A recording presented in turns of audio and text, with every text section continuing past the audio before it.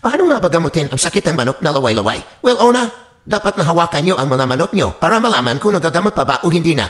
Kasi ang laway-laway, maraming klase yan. Mayroong NCD o tinatawag nating Newcastle disease at mayroon ding fall cholera, avian malaria at iba pa. Pero ang NCD o Newcastle disease ay hindi po nagagamot yan.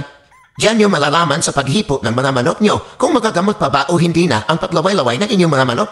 Kasi sa paghawak nyo sa inyong mga manok dito sa ilalim ng pakpak, pag mainit ang katawan ng manok, ibig sabihin, magagamot pa siya. Yan ay paaring fall cholera or avian malaria o iba pa. At kung malamig naman ang katawan ng manok nyo, ibig sabihin, NCD o Newcastle disease ang sakit na dumapo sa inyong mga manok. So hindi na po ito nagagamot. Kasi ang paunang lunas po nitong NCD o Newcastle disease ay yung pagbabakuna. At ang gamot po sa fall cholera at avian malaria ay mga antibiotic na sulfa-base. Hindi na po ako magbabanggit kung anong brand ang bibilhin nyo. Basta pumunta na lang kayo sa mga Agribet at sabihin nyo at kailangan nyo ng antibiotic na may sulfa.